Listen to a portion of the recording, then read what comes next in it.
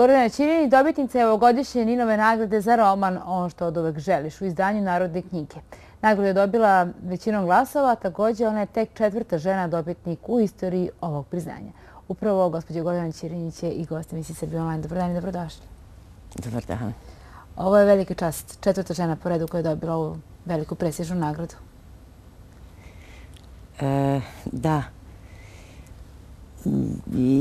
Ja nikad nisam to tako gledala. Koliko vama to znači? Pa, znači mi mnogo naravno, ali ta rodna problematika, nisam zaista obraćala pažnju koliki broj žena je dobio tu nagradu ili bilo koju drugu. Ne spadam u one spisateljice koje kažu da ovu ili onu nagradu nisu dobile, eto, zato što sam ja žena. Mislim da je to meni važno što sam žena, ali da je to jedna datost koja ima istu težinu kao i to da sam Beograđanka, da sam Evropejac, Evropejka, da sam Srpkinja. Znači, to je jedna datost, ali nije problem.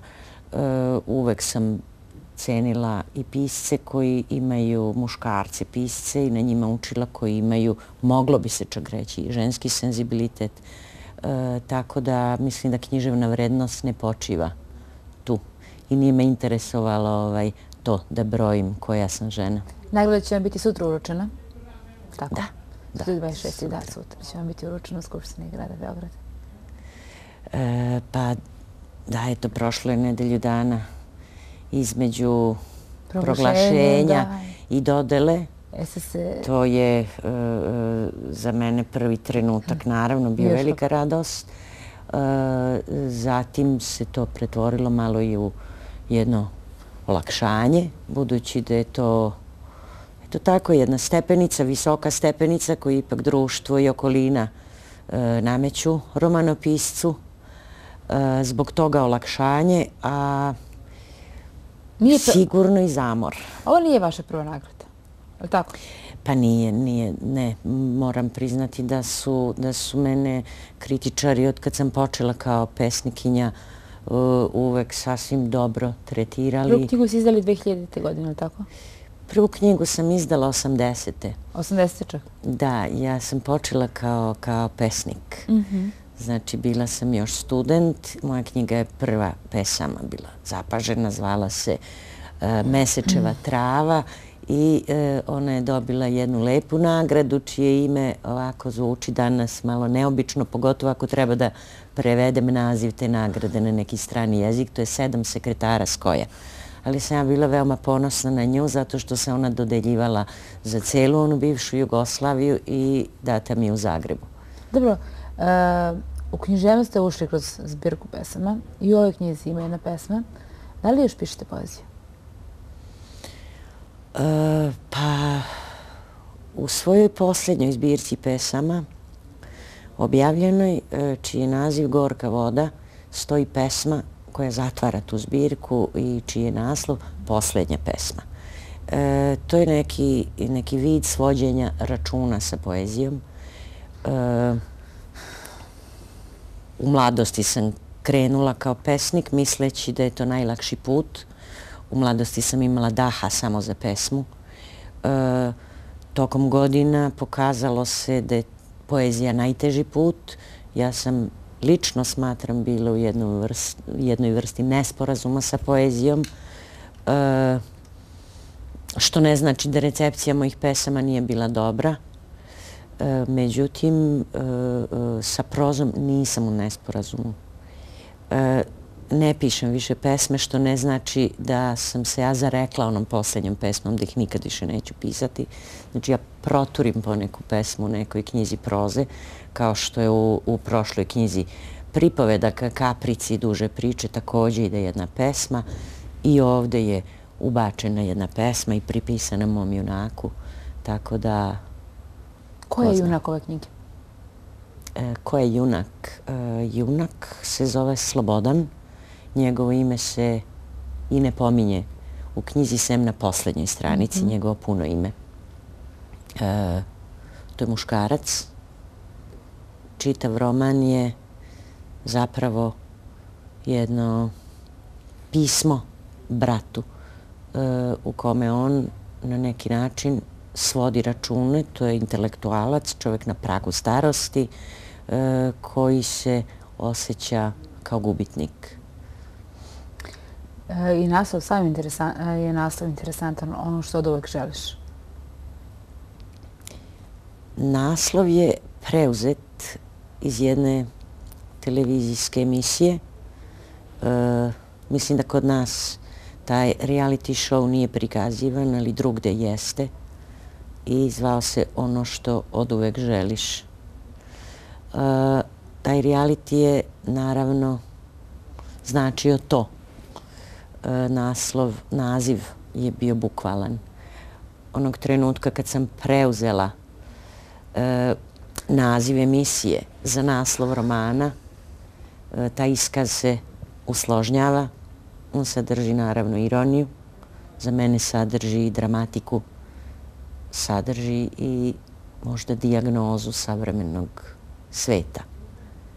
U svakom slučaju, ovaj roman sam pokušala da zavrtim oko želje kao takve.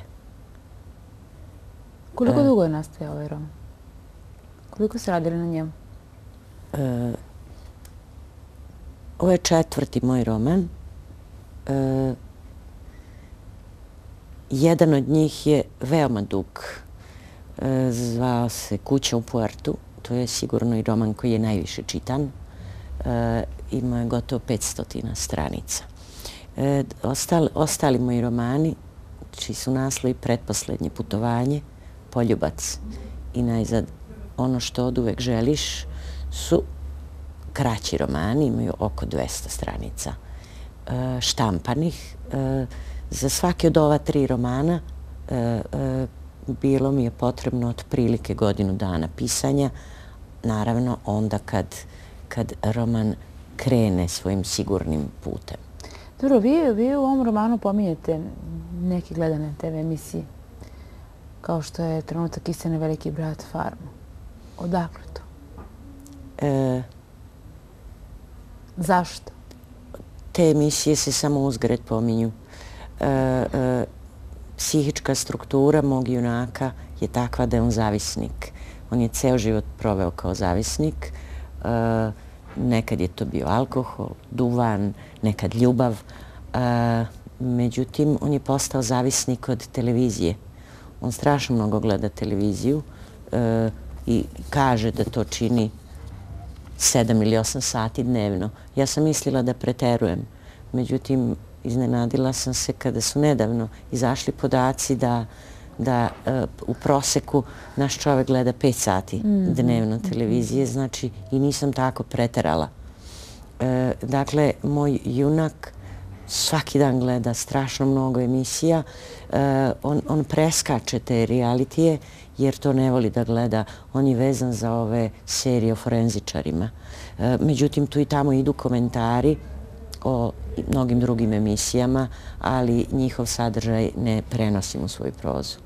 Drugo, moto knjige je misao starca Zosime, koji kaže da je pakao patnja zbog toga što se više ne može voleti. Može li čovjek da živi bez ljubavi? Da, ova rečenica Dostojevskog svakako govori o hrišćanskoj ljubavi ili opšte čovečanskoj ljubavi. Nju izgovara ni manje ni više nego kandidat za sveca i to na samrti. U svom romanu sam pre svega htjela da pokažem nedostatak ljubavi prema samom sebi. Kad se govori o ljubavi prema samom sebi, uvek se primećuje, ona se primećuje samo kad je ona prenaglašena ili preterana, kada je ona gotovo patološka u vidu neke narcisoidnosti.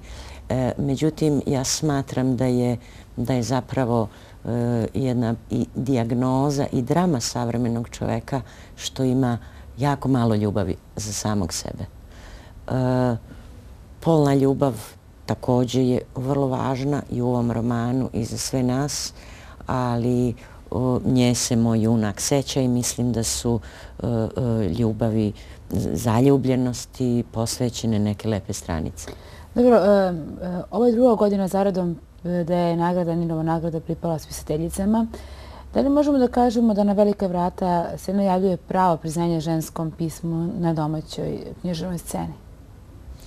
Pa kao što sam rekla, mislim da postoje dobre knjige i osrednje knjige i petparačka literatura, a sve to pišu i žene i muškarci. Činjenica je da su žene posljednjih 10 godina zapravo počele mnogo više da objavljuju i da pišu nego ranije. Također je činjenica da su žene oduvek mnogo više čitale. Prema tome, to je jedan belodani fenomen da su razni drugi razlozi uticali da žena stekne i mnogo više vremena, da se i time bavi i da prodire u sve druge profesije. Kao što sam rekla, ima zaista odličnih spisateljica i ima i onih drugih koje to nisu. Prema tome, ja ne vidim tu žensku književnost kao neki front koji nadire. Ja mislim prosto da ih ima dobrih i manje dobrih. Zanimljivo je da dok sam bila pesnik, to se uopšte nije toliko primećivalo. Niko nije obraćao pažnju na nas nekoliko pesnikinja. Mislim, dali smo kog smo pola. Očigledno da postoji mnogo više solidarnosti među pesnicima, verovatno što je poezija i sama ugrožena. Ne znam zašto je u prozi odjednom to tako važno, ta rodna diferencijacija. Možda zato što jesmo prozni pisci manje solidarni.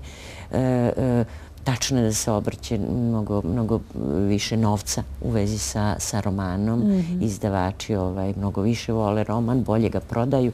Kažem, možda su i to između ostalog razlozi. Gordana, hvala vam puno što ste izdvojili vreme, što ste bili gostimice Srbije online. Sutra još jedan put da kažemo, svečano će vam biti uručena Ninova nagrada u Skupštini grada Beograda. Hvala vama. Hvala veliko.